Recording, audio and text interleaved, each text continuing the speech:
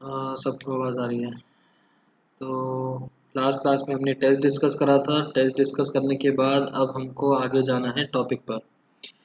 हमारा चैप्टर चल रहा था डिटर्मिनेंट्स एंड डिटर्मिनेंट्स। सो काफ़ी सारा टॉपिक हमने कवर करा था। मैंने होमवर्क भी काफ़ी सारा दिया था। बताओ कोई डाउट्स वगैरह हो तो। कितना कर लिया था वैसे हमने? फर्स्ट एक्सरसाइज कर ली थी, सेकंड नहीं करी, थर्ड करी थी? नहीं, थर्ड भी नहीं करी, फोर्थ करी थी और फिफ्थ के शायद एक दो क्वेश्चन दिए होंगे।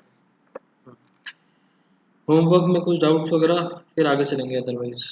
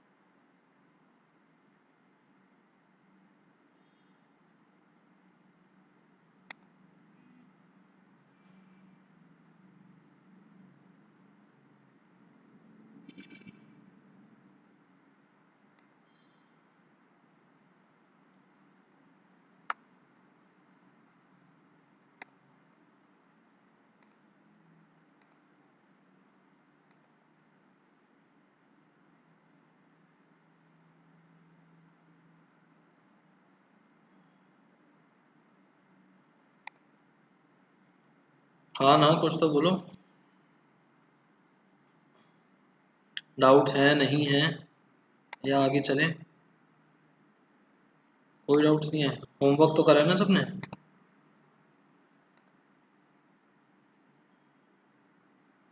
ठीक है, होमवर्क करा है, डाउट्स नहीं है, बहुत अच्छी बात है। चलो पहले थोड़ी सी नोट्स डिस्कस करते हैं, उसके बाद टॉपिक्स पे आगे चलेंगे। आपको नोट्स दिख रहे होंगे, एक बार नोट्स वाले स्क्रीन पर आओ।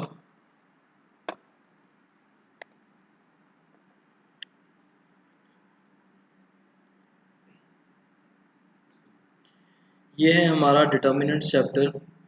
डिटर्मिनेंट्स के अंदर हमने ये तो डिस्कस कर लिया कि डिटर्मिनेंट्स को डीईटी से भी लिख सकते हैं, ऐसा सिंबल भी लगा सकते हैं। और ये रहा फॉर्मूला, जिस भी रो के रिस्पेक्ट में हम एक्सपैंड कर रहे हैं उसके सारे एलिमेंट्स और मल्टीप्लाई होंगे उसके कोफैक्टर्स और उन सब का सम। A11 C11 A12 C12 A13 C13। अगर मैं सेकंड रो के रिस्पेक्ट में करता तो क्या लिख सकता था? A21 C21 plus A22 C22 plus A23 C23। Answer जो होते दोनों के आंसर्स विल बी सेम।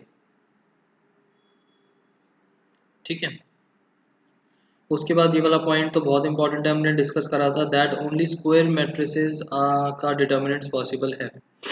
और स्क्वायर डिटर्मिनेंट्स का, स्क्वायर मैट्रिसेस का डिटर्मिनेंट पॉसिबल है, एडजॉइंट भी उसी का पॉसिबल है, और क्या बचा, इन्वर्स भी खैर उसी का पॉसिबल है, आगे इन्वर्स के टॉपिक पर आएंगे। ठीक है, expanding a determinant along any row और any column gives same value, ये अभी मैंने ऊपर बताया। एक ये अलग से प्रॉपर्टी है, ये अभी तक हमने डिस्कस नहीं करी थी। अगर a is equals to 2b, आपको फर्स्ट एक्सरसाइज में क्वेश्चंस दिखे होंगे, अगर a is equals to 2b है। Sir I have a doubt, अभी ना एक सेकेंड, आप डाउट लिख दो अपना, मैं पहले नोट्स डिस्कस कर रहा हूँ उसके बाद डाउट लूँगा। If a is equals to 2b then determinant of a is equals to k की power n into determinant of b।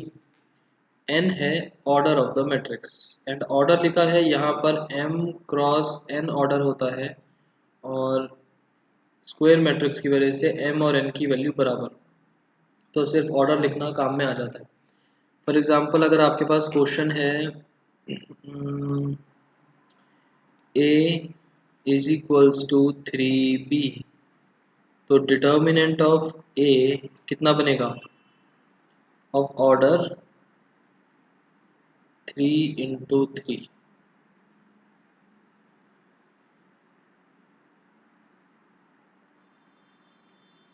27 determinant of b, बिल्कुल ठीक। अब ना 3 × 3 डिटर्मिनेंट, डिटर्मिनेंट कैसे निकालते हैं वो समझ नहीं आया। डिटर्मिनेंट कैसे निकालते हैं एक क्वेश्चन करते वक्त देख लेंगे, अभी तो बहुत सारे क्वेश्चंस होंगे, किसी भी क्वेश्चन को करते वक्त देख लेंगे। ये रही प्रॉपर्टीज, ये है आपकी एक्सरसाइज नंबर, कौन सा पॉइंट समझ नहीं आया, ये वाला। इस वाले में है कि अगर मैट्रिसेस की फॉर्म में लिख रखा है ए मैट्रिक्स है किसी दूसरे मैट्रिक्स का कुछ प्रोडक्ट, तो लेट से ये के है, यहाँ पर ये जो 2 लिख रखा है ना, दिस इज एक्चुअली के आगे फॉर्मूले के हिसाब से, तो ये कितना बन जाएगा, determinant of A is 2n × b। यहाँ मैंने 2 लिख रखा है, यहाँ के लिख रखा है, के इज इक्वल्स टू 2। ठीक है, प्रॉपर्टीज है एक्सरसाइज नंबर 4.2। ये इसका प्रूफ करना है, इसका प्रूफ नहीं, प्रूफ्स अभी मैं आपको नोट्स पढ़ा रहा हूँ, जिसके प्रूफ्स लिखे हुए हैं वो करने हैं। एक्सरसाइज 4.2 ये इतनी इंपॉर्टेंट एक्सरसाइज है, इसमें से एक 6 मार्क्स का क्वेश्चन आना पक्का है, आएगा ही आएगा, और इसको हम करेंगे लास्ट में, चैप्टर के लास्ट में, चैप्टर के बिल्कुल लास्ट में इस टॉपिक को करेंगे, पहले बाकी सारा। सो ये हैं 6 प्रॉपर्टीज हमारे पास, 1 2 3 4 5 6। हम चलते हैं नेक्स्ट टॉपिक पर। नेक्स्ट टॉपिक हमारा आया area of triangle. Area of triangle अभी हमने डिस्कस करा नहीं, अभी करना है, बट ये वाला फॉर्मूला तो सबको पता होगा, half x1 × y2 - y3 plus x2 y3 - y1 plus x3 y2 y1 - y2। इसी को हमने डिटर्मिनेंट्स फॉर्म में लिख दिया। लिखते कैसे हैं देखो, यहाँ पर फर्स्ट कॉलम में आएंगे सारे x, सेकंड कॉलम में आएंगे सारे के सारे y। ये फर्स्ट पॉइंट है, ये सेकंड पॉइंट है, और ये वाला थर्ड पॉइंट है। बाहर लगाया 1/2, ये वाली 1/2 और ये वाला 1/2 सेम, मतलब ये जो मॉड के अंदर लिखा है इसको लिख दिया डिटर्मिनेंट्स फॉर्म में, और थर्ड कॉलम में हमने लिख दिया 1 1 1, बिल्कुल सेम एज इट इज।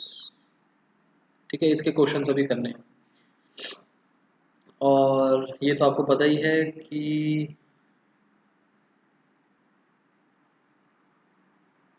ये तो आप लोगों को पता ही है कि area of triangle found by 3 collinear points is equals to 0।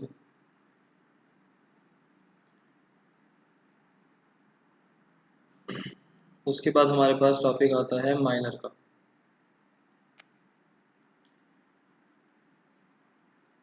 Miners हमने डिस्कस करे थे कि अगर टू ऑर्डर का मैट्रिक्स है,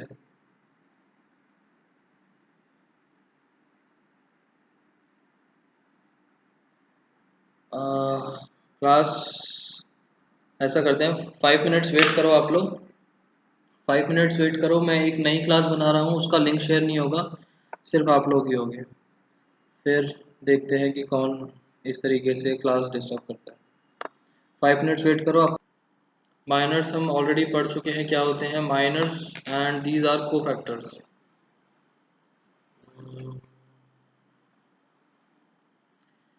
माइनर्स जस्ट एलिमेंट्स हम एलिमिनेट कर देते हैं रो से और कॉलम से। फॉर एग्जांपल अगर ये M11 है तो first row first column eliminate कर दी, एंड ये हमारे पास डिटर्मिनेंट बच गया। उसके बाद कोफैक्टर्स अगर हम देखते हैं तो पीछे ये सिंबल आ जाता है -1 की पावर i प्लस जे, देखो ये रहा एरो, -1 की पावर i प्लस जे और M11 एज इट इज। उसके बाद ये स्टेटमेंट बहुत ज़्यादा इंपॉर्टेंट है, इसको एक बार नोट पे रजिस्टर पे डिस्कस करके देखते हैं। This means that if elements of a row, किसी एक रो के एलिमेंट्स या किसी एक कॉलम के एलिमेंट्स को अगर हम मल्टीप्लाई करते हैं विद कोफैक्टर्स किसी और रो या कॉलम के, तो उन सब का सम जीरो आता है। अगर हम सेम एलिमेंट्स को उनके कोफैक्टर से मल्टीप्लाई करते हैं तो निकलता है डिटर्मिनेंट्स।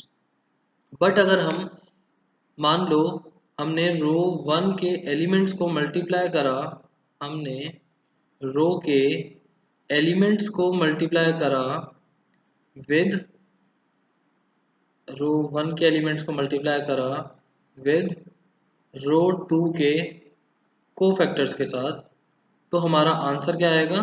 ज़ीरो। ठीक है, इसको एक बार डिस्कस करके देखते हैं।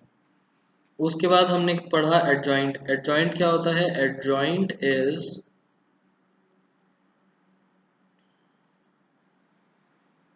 adjoint is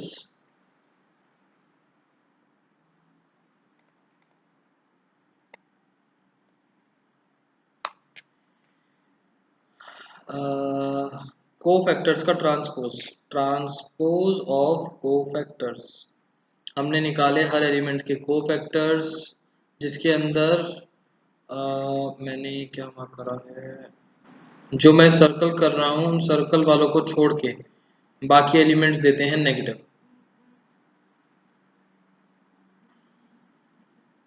और हमने उसके बाद उसका कर दिया, देखो ट्रांसपोज, ये रहा ट्रांसपोज। और ये जो छोटी सी चीज़ ये लिखी हुई है ये आपको कहीं पर शॉर्ट ट्रिक की तरह भी मिल सकती है।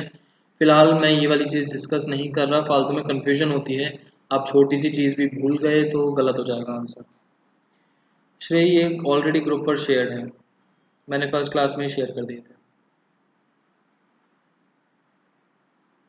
और बाई चांस किसी के पास नोट्स नहीं हैं तो आज मैं एक गूगल ड्राइव पे अपलोड कर दूंगा सारे नोट्स वगैरह, आप लोग डायरेक्ट वहाँ से भी ले सकते हैं। एंड हर क्लास के स्पेसिफिक नोट्स मैं ग्रुप पर सेंड करता ही रहता हूँ, आप वहाँ से भी देख सकते हैं। किसी के पुराने नोट्स मिसिंग हैं तो गूगल ड्राइव से जाके आप लोग आराम से देख सकते हैं। आज मैं अपलोड करके आप लोगों को लिंक शेयर कर दूंगा। और यहाँ पर सिंपल सा मतलब है कि ये दो एलिमेंट्स जो हैं वो इंटरचेंज हो जाते हैं और ये दो एलिमेंट्स जो हैं वो उनका साइन चेंज हो जाता है। नेक्स्ट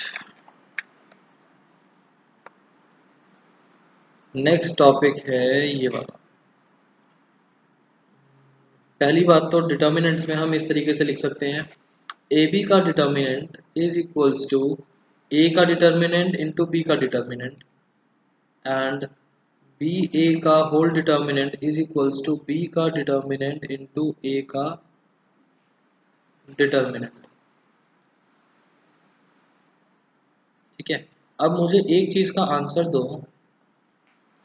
मैट्रिसेस में हमने पढ़ा A B is not equals to B A,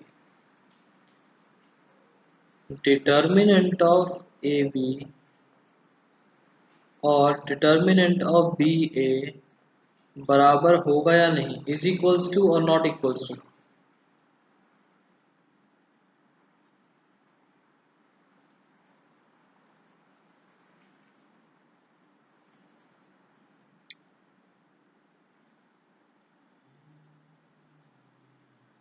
Tanya no, Sonakshi no, Kartik no. तीन आंसर्स आए हैं, बाकी बच्चे जल्दी से आंसर दो फिर मैं बताता हूँ।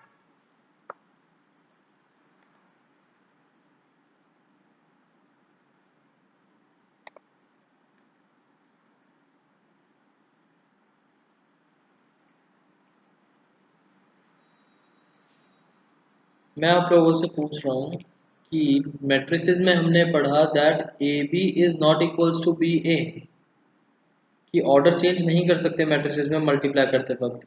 तो क्या डिटर्मिनेंट्स अगर मैं लगा दूंगा दोनों के पीछे तो इज इक्वल्स टू आएगा नॉट इक्वल्स टू आएगा?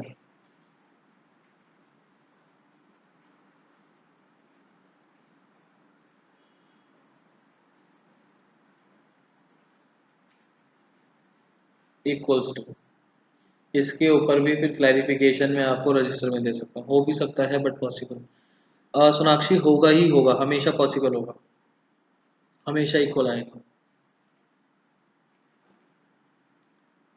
उसके बाद देखो ये एक आइडेंटिटी है, ये प्रूविंग के लिए आ सकती है आपके पास बट बहुत रेयर चांसेस है।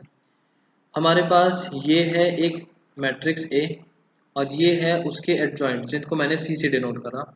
एडजॉइंट में ऊपर टी लगा रखा है तो कंफ्यूज मत होना कि उनका ट्रांसपोज क्यों नहीं करा।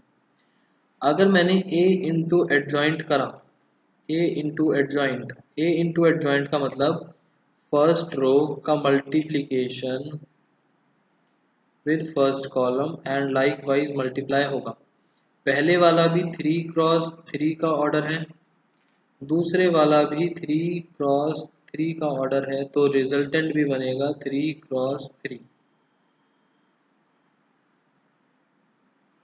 ठीक है, तो देखो यहाँ पर A11 into C11, A12 into C12, A13 into C13, हर एलिमेंट अपने ही कोफैक्टर से मल्टीप्लाई हो रहे हैं।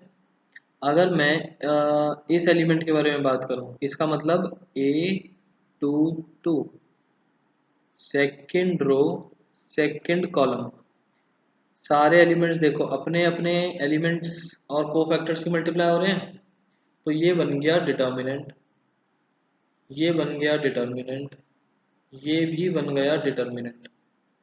और लेट से मैंने लिया केस ये वाला A31, तो third row and first column देखो, ये वाले कोफैक्टर ये वाले एलिमेंट्स A31 A32 A33 दूसरे एलिमेंट्स के कोफैक्टर से मल्टीप्लाई हुए।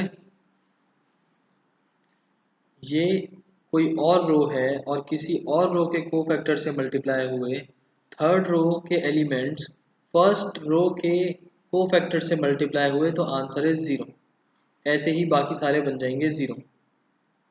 ठीक है, और पीछे मैट्रिक्स लगा हुआ है, तो मैट्रिक्स में से हर सारे एलिमेंट्स में से हमने डिटर्मिनेंट ऑफ ए कॉमन निकाला, तो बन गया 1 1 1। This is identity matrix and determinant of A into I. ठीक है, अब आप चाहे ए इंटू एडजॉइंट ए करो, एडजॉइंट ऑफ ए इंटू ए करो, या फिर डिटर्मिनेंट ऑफ ए इंटू आई लिखो। This is an identity. Generally आती नहीं है बट किस्मत बहुत बुरी हो तो क्या कर सकते हैं, कुछ भी आ सकता है फिर। नीचे मैंने एडजॉइंट ऑफ ए इंटू ए करके दिखा रखा है, देख लेना यहाँ तक। और इस वाले स्टेप के बाद जो लास्ट स्टेप है, ध्यान से देखो ये वाला, किसी को ये समझ ना आए तो देखना।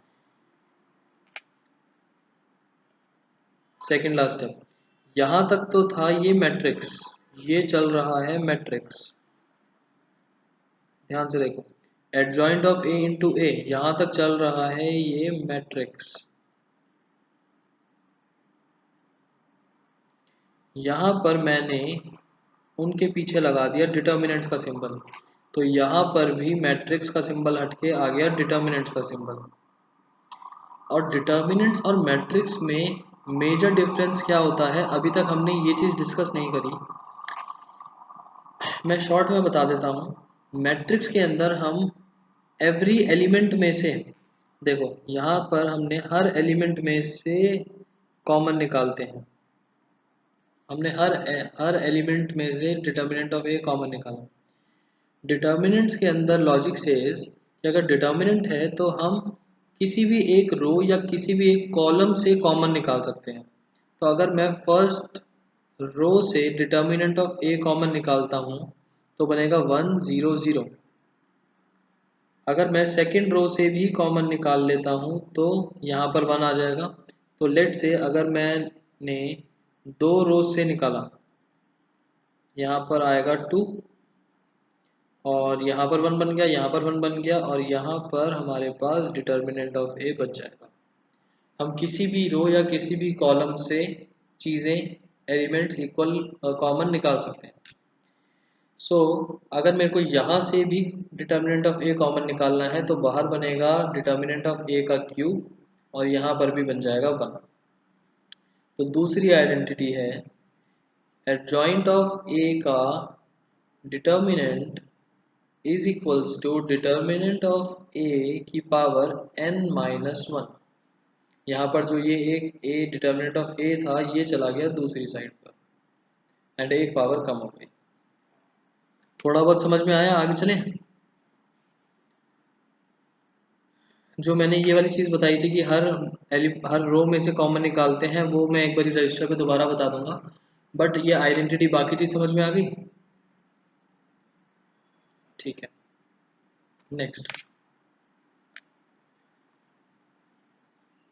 नेक्स्ट चीज़ तो इन्वर्स की है, ये बाद में ही डिस्कस करेंगे। उसके बाद फॉर्मेट्स हैं, फॉर्मेट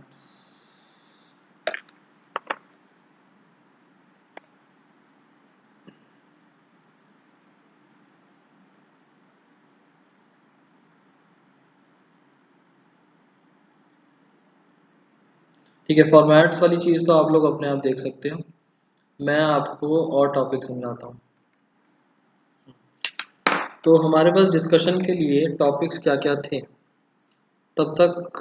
अभिनव, आपको डिटर्मिनेंट सॉल्व करना पूछ रहे थे ना, आप नोट्स में ये देख लो, ये रहा डिटर्मिनेंट सॉल्व कैसे करते हैं 3 ऑर्डर का। मैं तब तक रजिस्टर आपको शो करता हूँ और उस पर डिस्कशन स्टार्ट करते हैं।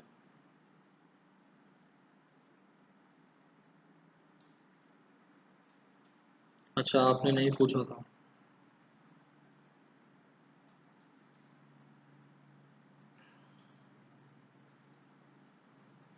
ये जो भी दूसरा बंदा आता है ये अभिनव या आयुष के नाम से ही क्यों आ रहा है? लास्ट क्लास में आयुष के नाम से आया था, इस बार अभिनव के नाम से आ रहा है।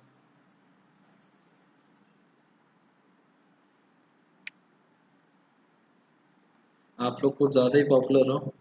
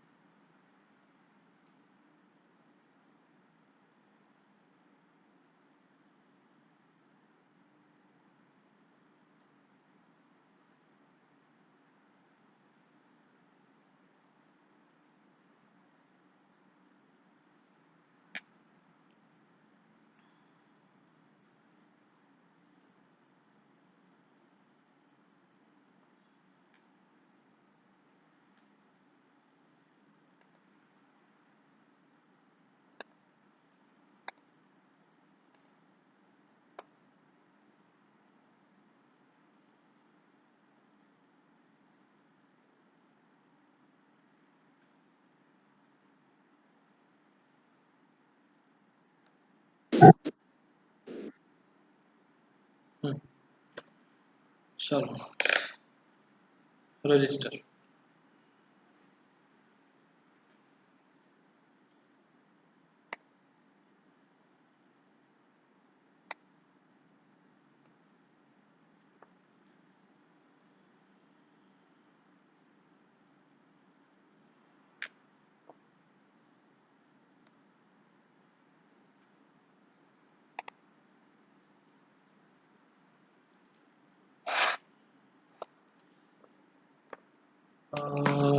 जितना मेरे को ध्यान है हमको एक टॉपिक डिस्कस करना था कि किसी एक रो को कोफैक्टर से मल्टीप्लाई करते हैं तो क्या रिजल्ट आता है, या और भी कोई टॉपिक था?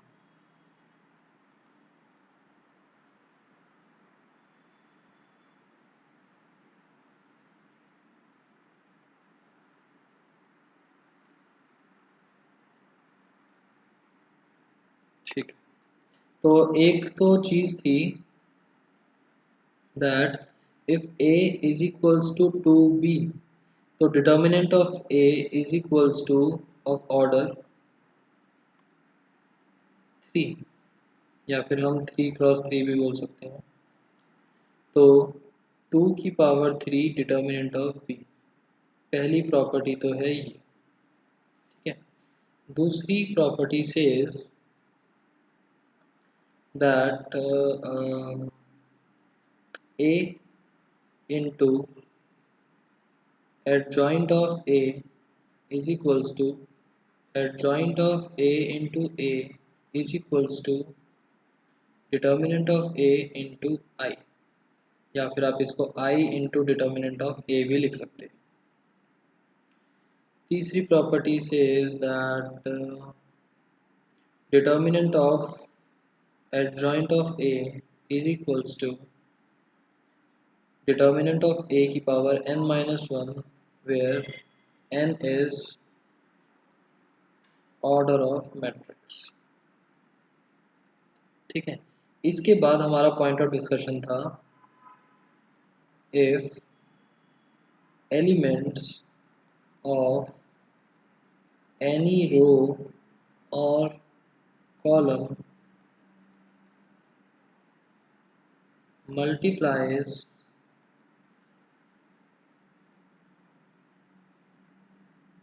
with cofactors of any other row or column, then their sum। Kartik three order matrix का जैसे 3 × 3 लिखते हैं ना, then their sum is 0। तो इसके लिए हमने एक मैट्रिक्स लिया A नाम का 1 2 3 4 5 6 7 8 9।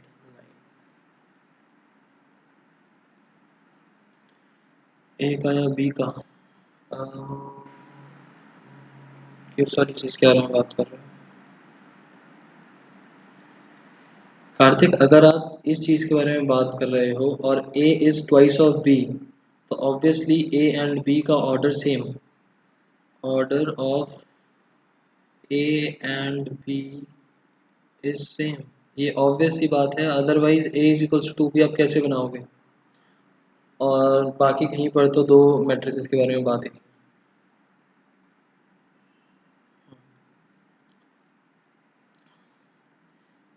सो ये वाली चीज़ अब ऐसा करते हैं। अच्छा, यहाँ पर जो लिखा है ना रो और कॉलम, और रो और कॉलम, तो एलिमेंट्स अगर मैं रो के उठा रहा हूँ तो को फैक्टर्स भी रो के, ऐसा नहीं कि एलिमेंट्स मैंने रो के उठाए को फैक्टर्स कॉलम के। या तो दोनों बातें रो के बारे में होंगी या दोनों चीज़ें कॉलम के बारे में होंगी। ठीक है, तो अगर A11 C11 से मल्टीप्लाई हो रहा है बट बाकी दो एलिमेंट्स किसी और को फैक्टर से मल्टीप्लाई हो रहे हैं, तब ज़रूरी नहीं है ज़ीरो को, तब ज़रूरी नहीं है, तब कुछ और भी हो सकता है। Determinant A B is equal to determinant, अच्छा determinant of B A B, ठीक है वो इसके बाद बताता हूँ, तो ये लिखना स्टार्ट कर दिया। तो ऐसा करते हैं, मैं ऐसा करता हूँ कि रो 1 उठा ली मैंने एलिमेंट्स के लिए, और रो 3 उठा ली को फैक्टर्स के लिए। एलिमेंट्स लूँगा मैं रो 1 के, और को फैक्टर्स मैं लूँगा रो 3 के। ठीक है, तो यहाँ से हमारे पास क्या बनेगा? अगर मैं देखना चाहूँ तो A11 into A31, A12 into C32, A13 into C33 is equals to क्या बनेगा? Let's check. नाउ एलिमेंट्स तो हमारे पास हैं ऑलरेडी, एलिमेंट्स तो हैं 1, यहाँ पर है 2 और यहाँ पर है 3। हमें निकालने हैं को फैक्टर्स, और यहाँ पर बीच में है प्लस का सिंबल, मैंने मल्टीप्लाई लगा दिया, प्लस प्लस ब्रैकेट ब्रैकेट और इज इक्वल्स टू में क्या बनेगा? ठीक है, को फैक्टर्स निकालते हैं। 7 का को फैक्टर, 8 का को फैक्टर, 9 का को फैक्टर। ठीक है, आप लोगों ने सॉल्व करके मुझे दे दिए -3 6 -3। So cofactor of 3 1, cofactor of 3 2, cofactor of 3 3 is एक बार सब कंफर्म कर दो, सही है ना आंसर? -3 6 -3। हम बहुत देर से यही एग्जाम्पल्स ले रहे हैं, वैसे तो मेरे हिसाब से ठीक ही होंगे। हमने वैल्यूज डाली यहाँ पर -3 6 -3 -3 +12 -9 इज इक्वल्स टू 0।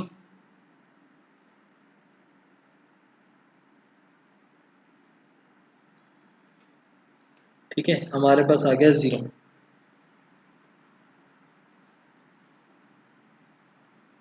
लॉजिक समझ में आया?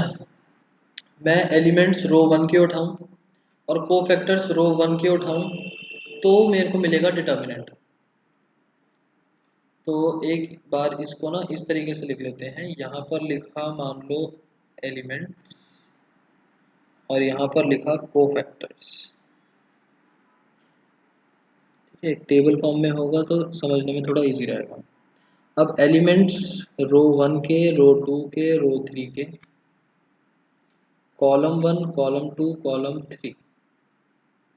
अब अगर कोफैक्टर्स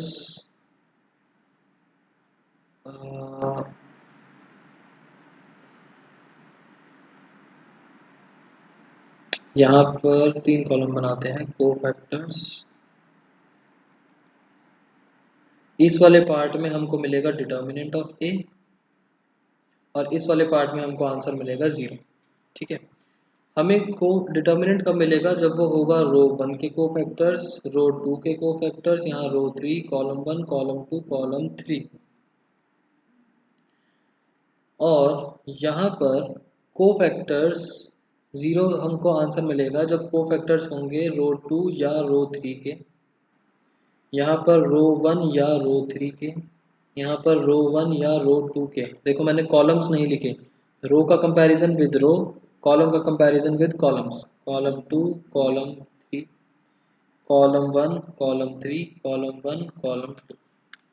ठीक है, अब इसमें देख लो, इसमें इसके हिसाब से आई गेस कोई डाउट नहीं होना चाहिए। बस ये ध्यान रखना है रो का रो के साथ, कॉलम का कॉलम के साथ, रो और कॉलम को मिक्स मत करना। चले आगे। ठीक, अब एक चौथी चीज जो रह गई थी वो थी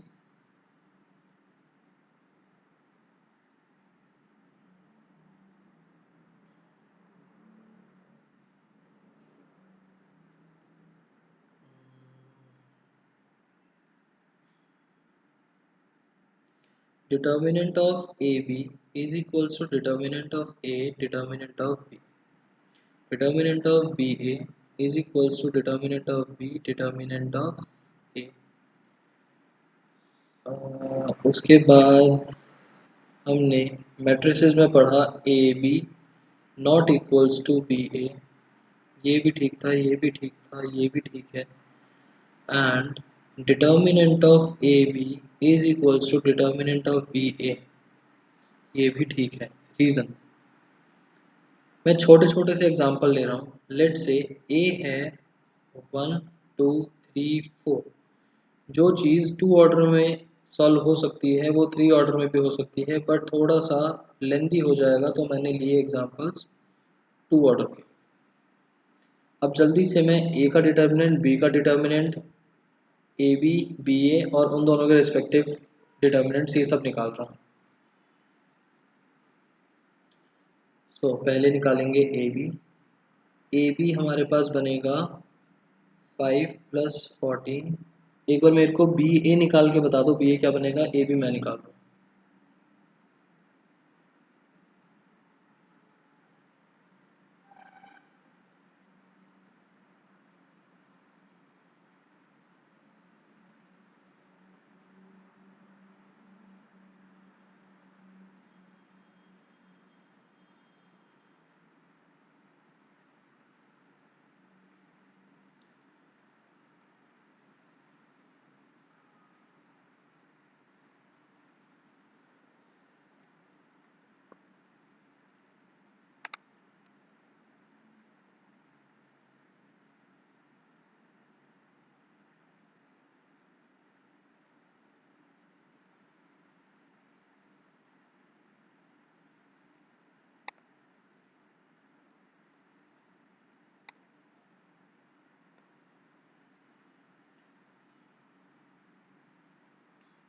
23 सेम।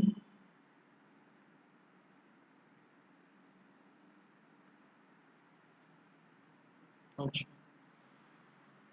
23 34 23 34 31 46 यही है ना। ठीक, ये है ए बी, ये है बी ए। अब निकालते हैं determinants. Determinant of A, determinant of A बनेगा 4 - 6, कैलकुलेशंस बाद में करेंगे। Determinant of B 40 - 42, determinant of A B 19 × 50,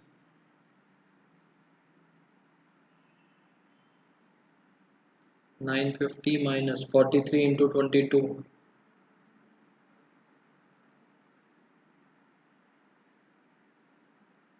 आएगा यही बनेगा। सोनाक्षी तामने ये क्या लिखा, अच्छा -2 ठीक है। डिटर्मिनेंट ऑफ बी ए 23 × 46, 23 × 46, इतना टाइम नहीं है हमारे पास। 1058 माइनस 1054, तो यहाँ से आंसर आया -2, यहाँ से आंसर आया -2, यहाँ से आंसर आया 4 और यहाँ से भी आंसर आया 4। ठीक है, अब देखो ज़रा, डिटर्मिनेंट ऑफ ए बी का मतलब है 4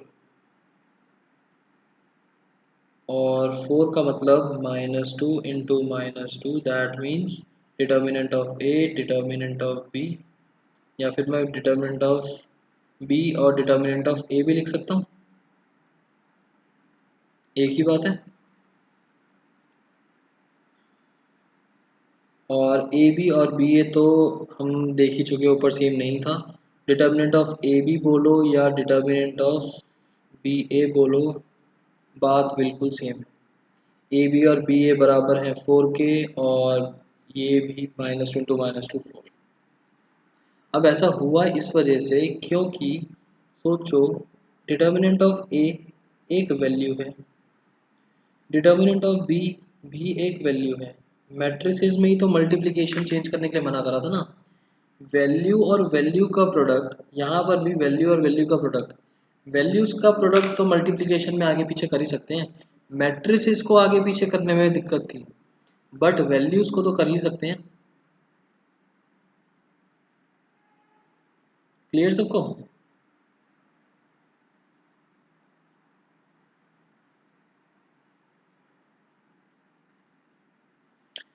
determinant of A B is equal to determinant A, Tanya plus कहाँ से आ गया बीच में, प्लस थोड़ी था। Determinant of A B is equal to determinant of A into determinant of B.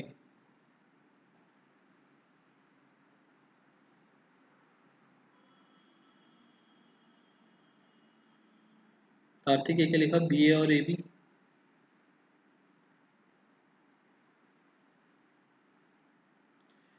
मेरे को तो आप लोगों के क्वेश्चन ही समझ नहीं आ रहे, आप लोग क्या पूछ रहे हो। कार्तिक, बी ए और ए बी यहाँ पर मैट्रिक्स है तो इस वजह से पॉसिबल नहीं है, बट यहाँ पर वैल्यूज हैं।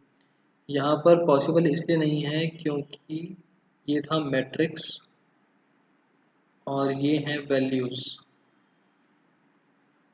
इससे ज़्यादा तो मेरे पास कोई और एक्सप्लेनेशन नहीं है समझाने की कि मैट्रिक्स में एप्लीकेबल नहीं होता बट वैल्यूज में होता है। बी और ए बी अलग हैं तो उनकी वैल्यूज अलग नहीं होंगी। कार्तिक, डिटर्मिनेंट होता है कि, देखो मैंने आपको डिटर्मिनेंट बोला कि कैसे होगा?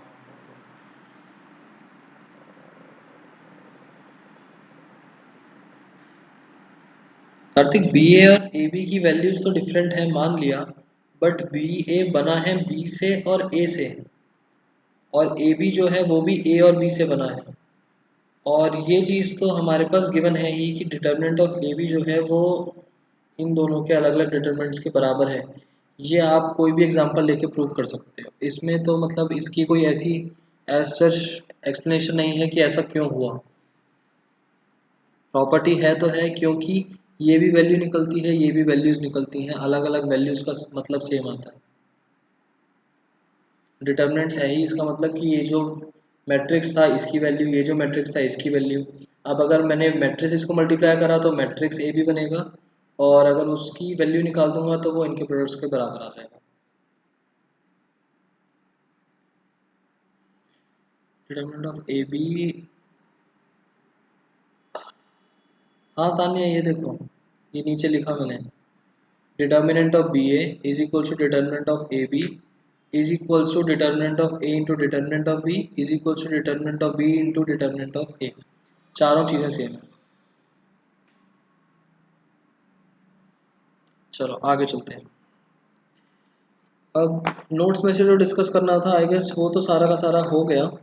अच्छा एक एरिया ऑफ ट्रायंगल बचा था ना, area of triangle, area of triangle next page पे देखते हैं। एरिया ऑफ ट्रायंगल मैं आपको थोड़ा सा डिराइव करके दिखा रहा हूँ, बट डेरिवेशन आती नहीं है कि ऐसा क्यों हुआ। Area of triangle,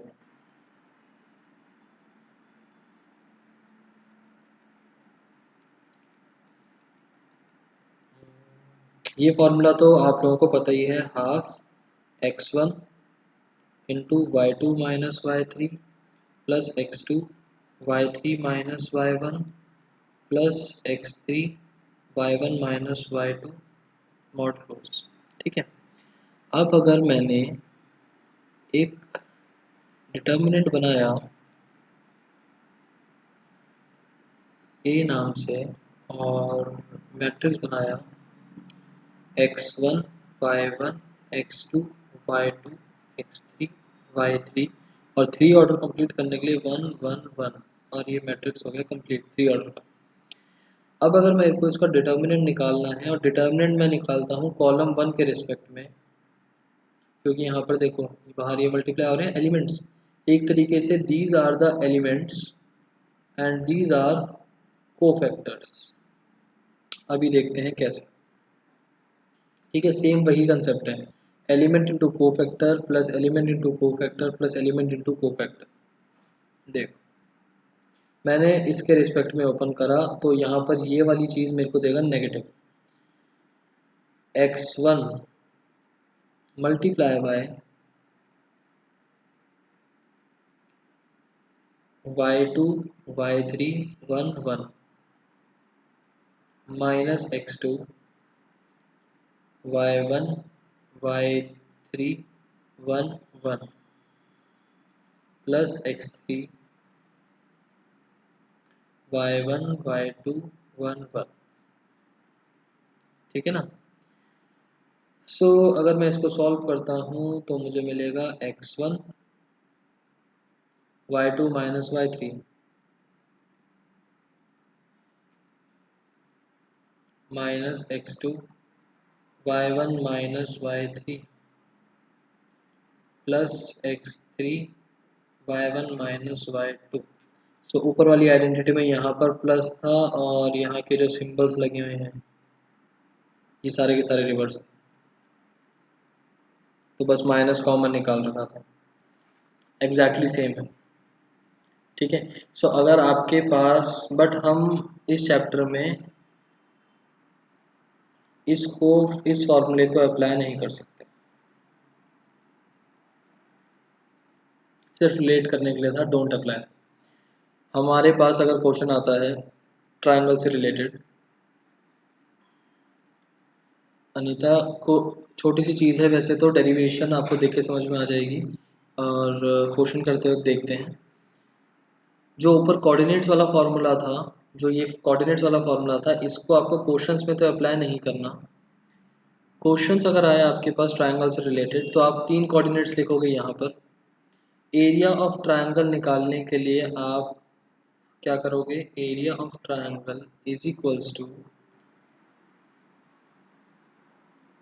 1/2 determinant x1 x2 x3 y1 y2 y3 1 1 1। इसको सॉल्व करके जो भी आएगा that is area of triangle. ठीक है।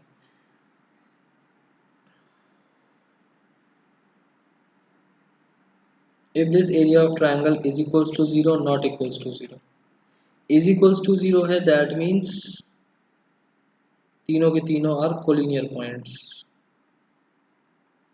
नॉट इक्वल्स टू 0 है तो डिस्कशन ही खत्म हो गई, नॉन कोलिनियर पॉइंट्स मतलब ट्रायंगल बन रहा है।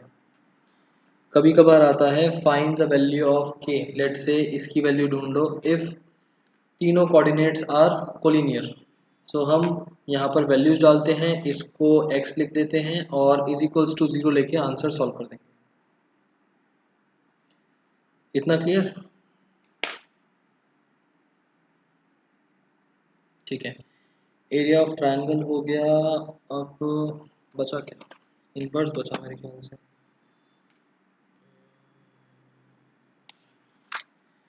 हमने सेकंड एक्सरसाइज कर ली है और सेकंड एक्सरसाइज बची है, सॉरी। एरिया ऑफ ट्रायंगल कर लिया। एरिया ऑफ ट्रायंगल की देखो एक बार एक्सरसाइज देख लो जरा। एरिया ऑफ ट्रायंगल निकालो और वर्टिसेस गिवन है ये। इजी सा क्वेश्चन है, जस्ट वैल्यूज डालेंगे डिटरमिनेंट्स में एंड सॉल्व कर देंगे। क्वेश्चन नंबर 2, अगर ये 3 पॉइंट्स हैं और हमको शो करना है that these points are collinear, तो हम डिटरमिनेंट्स में डालेंगे इन वैल्यूज़ को और सॉल्व करके देखेंगे। अगर after solving we get 0 then this means these points are collinear, otherwise not. फिलहाल शो करना है तो 0 आ रहा होगा। Third, find the value of k if area of triangle is 4 square units and vertices are this. तो question 3 का कौन सा पार्ट करें बता दो जरा। क्वेश्चन 3 एक करके देख लेते हैं। उसके बाद question 4 says equation of line निकालो जो इन दो पॉइंट्स से बन रही है। तो हम तीसरे पॉइंट को ले लेंगे x, y, डिटर्मिनेंट्स ओपन करेंगे और x और y की फॉर्म में ही क्वेश्चन छोड़ देंगे। ठीक है, सेकंड क्वेश्चन बोल रहे हैं सब। Last, area of triangle is 35 square units with vertices this and this, find the value of k। तो मैं क्वेश्चन कर रहा हूँ ये वाला, और फोर्थ के दोनों पार्ट्स जो हैं वो सेम है, x, y लेके। समझ में आ गया फोर्थ क्वेश्चन? जस्ट आपको एक थर्ड x, y लेके इक्वेशन फॉर्म में ही आंसर छोड़ देना है।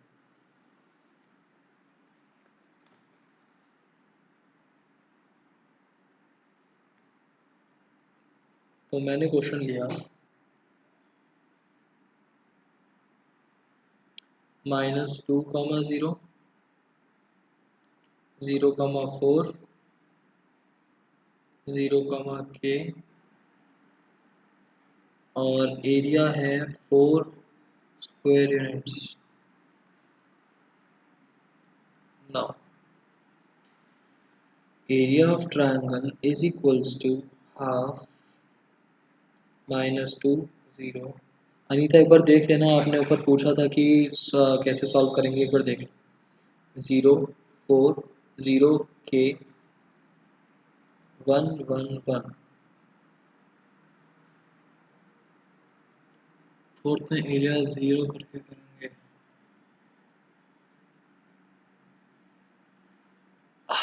हाँ कार्तिक, फोर्थ क्वेश्चन में हम एरिया ऑफ ट्रायंगल को 0 ले लेंगे। रीजन आपसे पूछी है इक्वेशन ऑफ लाइन। लाइन का मतलब कि तीनों पॉइंट्स आपके एक कोलिनियर पॉइंट्स हैं, सेम स्ट्रेट लाइन पर है, तो वो ट्रायंगल बनेगा नहीं, एरिया ऑफ ट्रायंगल 0। सो यहाँ पर अगर मैं सॉल्व करता हूँ तो एरिया ऑफ ट्रायंगल मेरे पास चल रहा है 4 इज इक्वल्स टू हाफ, और यहाँ पर मैं ऐसा करता हूँ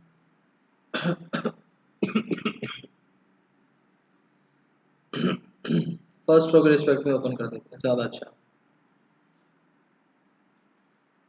-2 इंटू एलिमेंट इंटू 4 -k।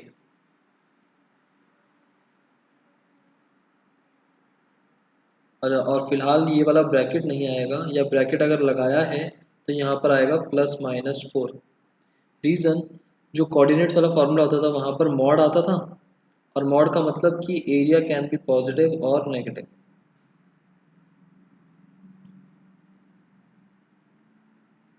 -0 ये मल्टीप्लाई होगा 0 - 0 से, +1 0 - 0,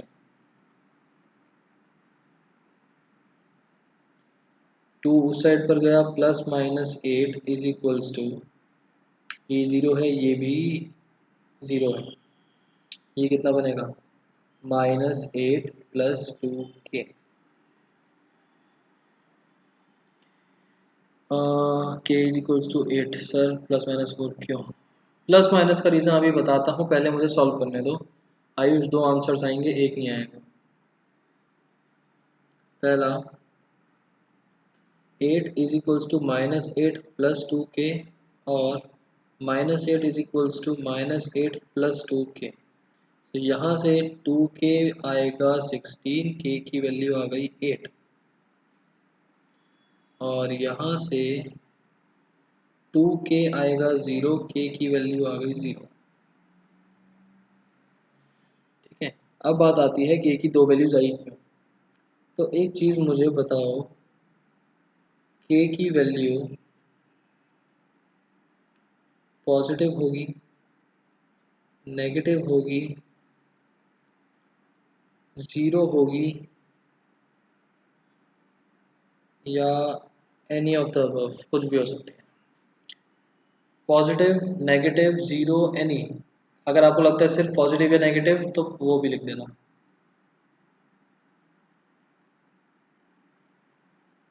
कोई भी, दोनों, एनी। आयुष, दोनों का मतलब यहाँ पर तीन अलग अलग चीज़ें हैं, ज़ीरो को हम पॉजिटिव नेगेटिव में इंक्लूड नहीं करते। एनी, ठीक है, पॉजिटिव भी हो सकती है, नेगेटिव भी, ज़ीरो भी, और एनी भी। दूसरी चीज़, area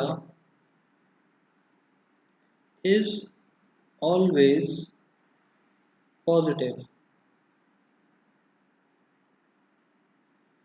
if it is negative. अगर हमारे पास नेगेटिव आंसर आता था तो हम क्या करते थे, इग्नोर कर देते थे माइनस साइन, याद है ना। अगर हमारे पास एरिया नेगेटिव में आ जाता था तो हम बोलते थे कि area can not be positive, and उसको पॉजिटिव बना देते थे। अब वो पॉजिटिव बनता किस वजह से था, हो सकता है इन दोनों में से किसी एक वैल्यू की वजह से एरिया नेगेटिव बन रहा और हम उसको पॉजिटिव बना देते हो। हमने उसको 4 ले लिया, हो सकता है मैं 8 वैल्यू डालूं तो मुझे आंसर मिले एरिया -4, और मैं area can not be negative लिख के 4 लिख दिया। हो सकता है कि ये वाली वैल्यू है जिसकी वजह से एरिया -4 आता, और area can not be negative statement डाल के मैंने एरिया को 4 स्क्वायर यूनिट्स लिख दिया। सो दैट्स वाई एरिया तो नेगेटिव नहीं हो सकता, बट जो k की वैल्यू है, जो कोऑर्डिनेट है, क्योंकि k है coordinate, it can be positive, negative और ज़ीरो, और जिसकी वजह से एरिया पॉजिटिव भी बन सकता है, नेगेटिव भी। ये रीज़न है प्लस माइनस एरिया लिखने का। अगर हम एरिया फाइंड आउट कर रहे हैं तो हम सिर्फ प्लस में निकालेंगे, बट अगर हम एरिया गिवन होने के बाद कोऑर्डिनेट की वैल्यू निकाल रहे हैं तो हमें एरिया को प्लस माइनस लिख के करना पड़ेगा। बताओ, क्लियर है?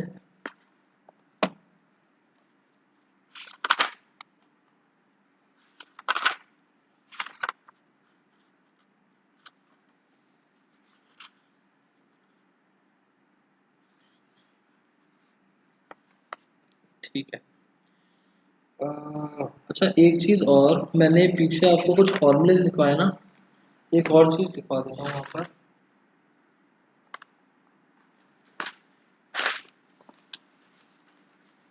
देखो, ये जो मैंने लिखवाया था, ये वाली identity, adjoint of A is equals to determinant of adjoint of A का determinant is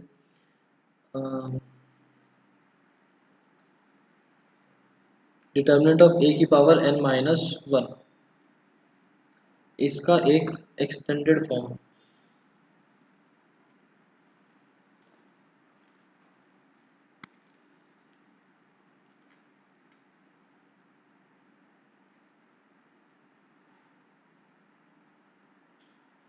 adjoint of A का डिटर्मिनेंट था डिटर्मिनेंट ऑफ ए की power n-1 and n is the order. क्या हो अगर डिटर्मिनेंट हो एडजॉइंट ऑफ ए। अब इसका आंसर बताओ भाई, इसका क्या आंसर हो? लॉजिक सेम लगेगा। एक बार आप आंसर बताओ, मैं यहाँ पर थोड़ा सा लिख रहा हूँ, यहाँ पर देखना मत, आप लोग अपने अपने आंसर्स बताओ।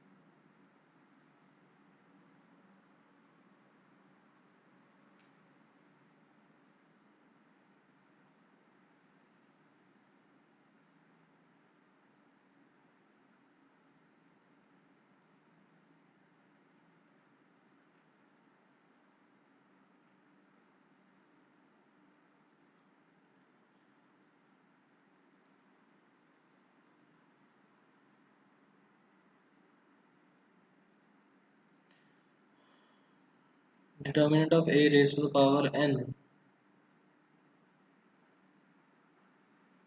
प्रेम n तो नहीं होगा।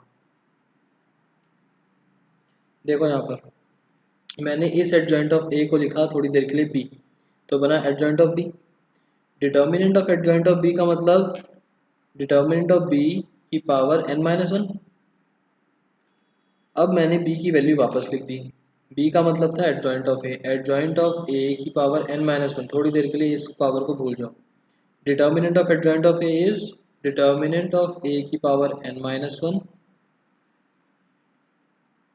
डिटर्मिनेंट ऑफ ए की पावर n-1 और होल की जो n-1 पावर चल रही थी वो। अब यहाँ पर इसका क्या मतलब हुआ? समथिंग टू द पावर और होल की पावर।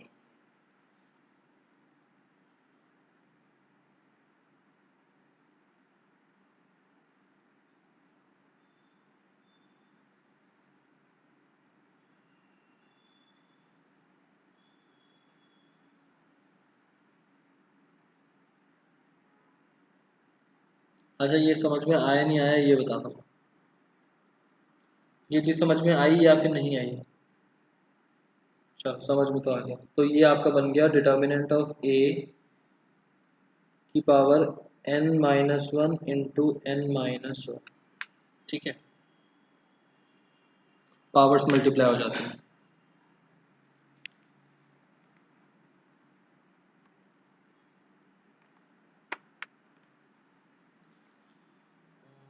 ठीक है, ये तो मेरे को बीच में एक पॉइंट याद आया था, मैंने बता दिया। फिर आते हैं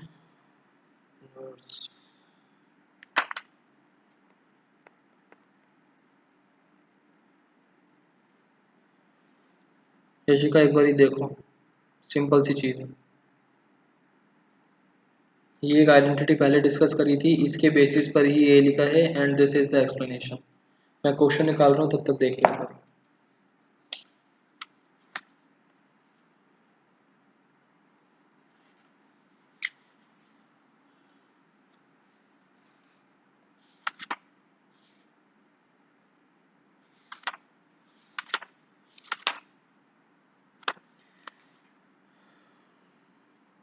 ठीक है यशिका,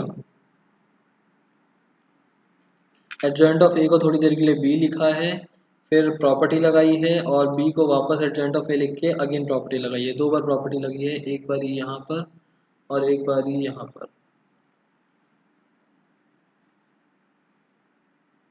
ठीक, नेक्स्ट टॉपिक है हमारा इनवर्स।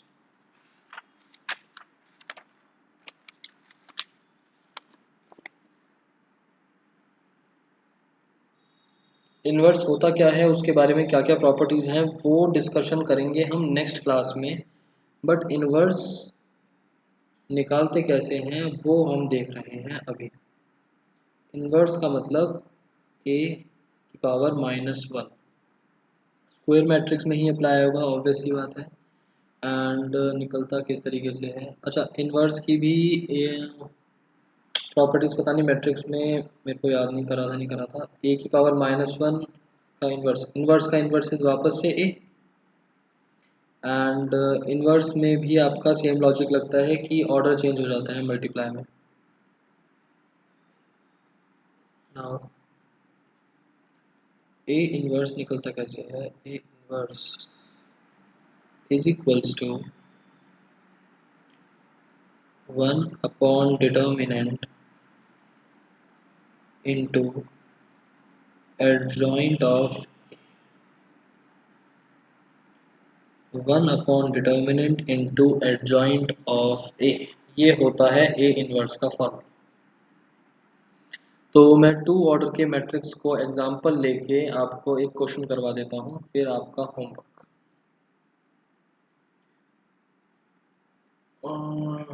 ए लिया मैंने 1 2 3 4, इसका डिटर्मिनेंट निकलेगा 4 - 6 - 2।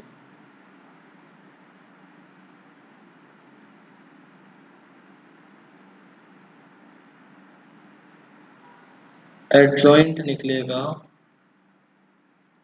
कोफैक्टर्स का ट्रांसपोज। एडजॉइंट होता है मैट्रिक्स, ध्यान रखना इस तरीके।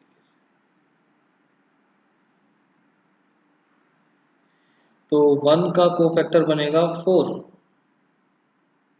यह वाली चीज माइनस में चलती है। 2 का कोफैक्टर बनेगा 3, यहाँ भी माइनस में आता है 2, और यहाँ पर आएगा 1, और इसका हो गया ट्रांसपोज। Answer is -2 1।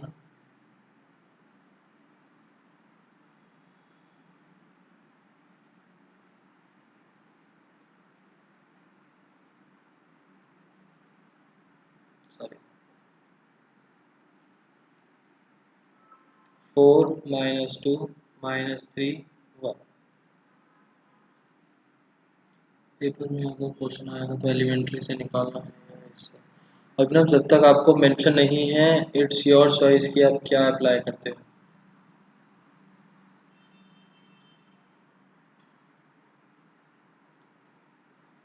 ठीक है, उसके बाद A inverse is equals to 1 upon determinant था -2, और एडजॉइंट है 4 - 2 - 3 1। ध्यान रखना मैट्रिक्स चल रहा है, दैट मीन्स ए इनवर्स भी क्या है, मैट्रिक्स है, एक डिटर्मिनेंट नहीं है। डिटर्मिनेंट में कभी भी ऐसे ब्रैकेट्स नहीं आएंगे, हमेशा एक वैल्यू निकल के आएगी लास्ट में।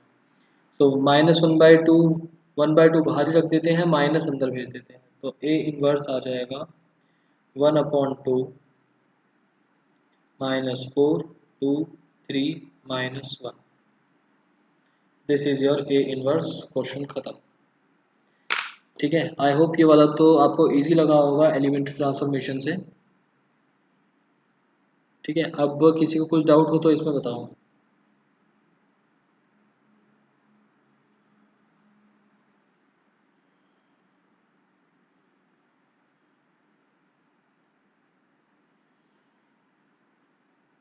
सोनाक्षी, और क्या सॉल्व करना, मतलब पूरा तो सॉल्व करें।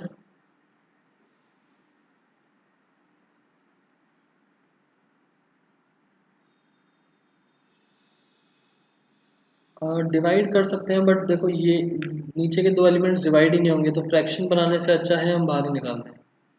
फ्रैक्शन ना बनाओ तो अच्छा है, अगर पूरा डिवाइड हो रहा होता तो कर देते। अच्छा, इस चीज़ से ये क्वेश्चन तो चलो हो गया। इस चीज़ से एक पॉइंट ध्यान आया जो हमने अभी डिस्कशन में नहीं करा, नोट्स में करा था। मेजर डिफरेंस जो है एक मैट्रिक्स और डिटर्मिनेंट में।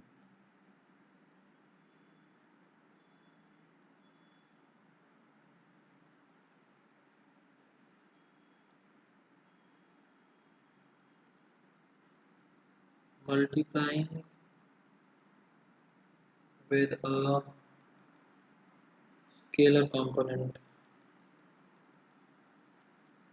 नेक्स्ट क्लास में देखते हैं इसका क्या मतलब है। वैसे तो थोड़ा बहुत मैंने आपको समझा दिया था। मैट्रिक्स के अंदर हम हर एलिमेंट से या तो कॉमन निकाल लेंगे या फिर मल्टीप्लाई कर देंगे। डिटर्मिनेंट्स के अंदर हम या तो एक रो में या किसी एक कॉलम में किसी एलिमेंट को स्केलर को मल्टीप्लाई कर देंगे, या किसी एक रो या किसी एक कॉलम से एलिमेंट को स्केलर कंपोनेंट को बाहर निकाल लेंगे।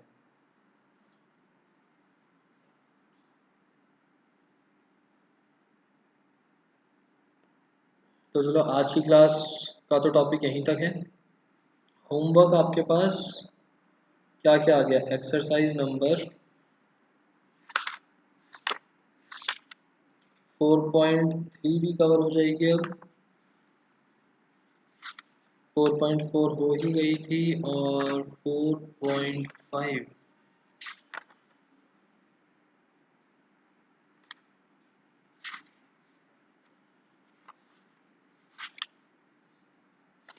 ठीक है। 4.5 भी आपकी होमवर्क है।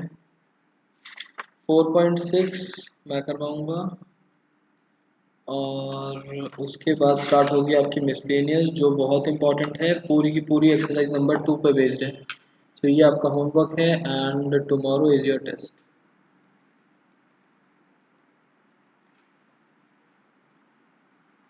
संडे को कल एट 10 AM।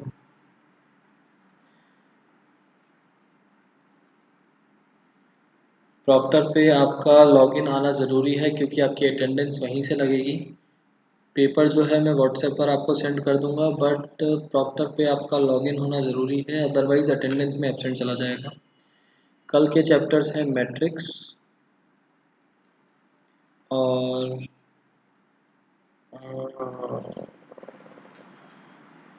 डिटर्मिनेंट्स,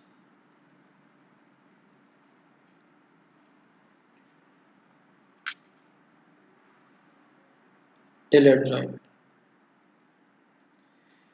इनवर्स वाला कंसेप्ट छोड़ के बाकी सारा, minors, cofactors, area of triangle, adjoint, हमने जितना करा था वो सारा। सेकंड एक्सरसाइज तो आयुष प्रॉपर्टीज़ की है, वो मैंने करवाई नहीं अभी तक। उसका आप लोगों को आइडिया भी नहीं है कि उसमें है क्या। जिन्होंने नहीं करा हुआ चैप्टर, वो आपको टॉपिक ही समझ में नहीं आएगा। प्रॉपर्टीज़ वाला भी डिस्कस नहीं हुआ। टिल एडजॉइंट का मतलब बुक के हिसाब से नहीं, जिस अकॉर्डिंग हमने चैप्टर करा है उसके हिसाब से एडजॉइंट वाले टॉपिक तक। नहीं कार्तिक, अच्छा आप एक्चुअली अकाउंट सीखो में नहीं हो ना। पहले आप लोगों का अकाउंट सीखो का हो जाएगा। कार्तिक मैं आपको टाइम बता दूंगा मैथ्स का कितने बजे स्टार्ट होगा। 10 AM स्टार्ट होगा। पहले आपका अगर अकाउंट सीखो दोनों है तो पहले अकाउंट्स होगा, फिर देख लेंगे मैथ्स या इको जैसे भी होगा। मैं स्पेसिफाई कर दूंगा टाइमिंग्स। मैथ्स, अकाउंट्स, इको, इन तीनों के टेस्ट हैं, एक एक करके होंगे। अभी ना पिछली क्लास का तो सारा है ही, आज की क्लास का थोड़ा बहुत जो ऐसे जो नोट्स में हमने डिस्कस करे थे ना, जो प्रॉपर्टीज डिस्कस करी हैं हमने बेसिकली ये वाली, ज़्यादा कुछ नहीं, जो हमने ये वाली प्रॉपर्टीज डिस्कस करी हैं इस वाले पेज पर, ये वाली प्रॉपर्टीज हो गई एंड जो ये वाली प्रॉपर्टीज हो गई, इस पे बेस्ड कुछ क्वेश्चंस आ सकते हैं।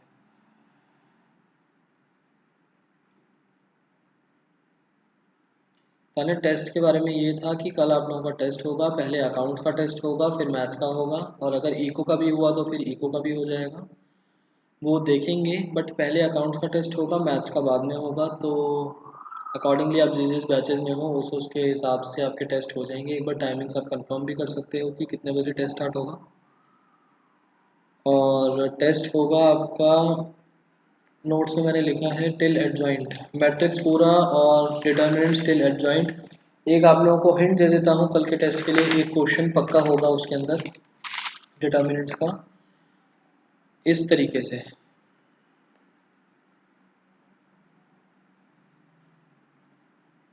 कुछ एलिमेंट्स हैं और बाहर 1/2 है, फाइंड डिटर्मिनेंट। ठीक है, ध्यान रखना पहले स्केलर कंपोनेंट अंदर मल्टीप्लाई होगा और उसके बाद डिटर्मिनेंट निकलेगा। दोबारा बता रहा हूँ, कल के पेपर में ध्यान रखना, पहले स्केलर कंपोनेंट मैट्रिक्स में मल्टीप्लाई होगा हर कंपोनेंट से, उसके बाद डिटर्मिनेंट निकलेगा। ऐसा नहीं कि पहले आप डिटर्मिनेंट निकाल लो और उसके बाद 1/2 से मल्टीप्लाई कर दो। ये कल के पेपर के लिए एक छोटी सी हिंट थी। पक्का होगा ये वाला क्वेश्चन, एक 3 ऑर्डर में 6 मार्क्स का होगा। और कल ये वाली चीज़ मैं रिपीट नहीं करूँगा कि ऐसा क्यों हुआ क्या हुआ, जिसने अब सुन लिया उसकी किस्मत।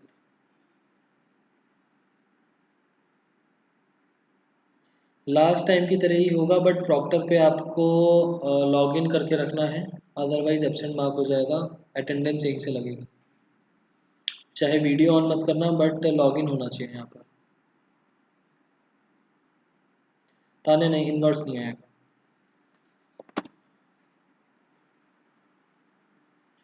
प्रेम, आपका नाम इको में मैंने ऐड कर दिया। वैसे टेस्ट के लिए कोई ऐसा ज़रूरी नहीं अकाउंट सीखो, वो टेस्ट एक साथ सबका बनेगा, तो एक साथ उस पर आप लॉगिन कर सकते हो। लॉगिन करके रखना, ऐसा नहीं कि हर टेस्ट के लिए अलग अलग बार लॉगिन करना है, एक ही बार लॉगिन करना, उसी में लॉगिन कराना। आज का हमारा डिस्कशन मेरी तरफ से तो एंड हो गया। किसी को और कुछ पूछना है तो पूछ सकता है, बाकी आज की क्लास ओवर है मेरी साइड से।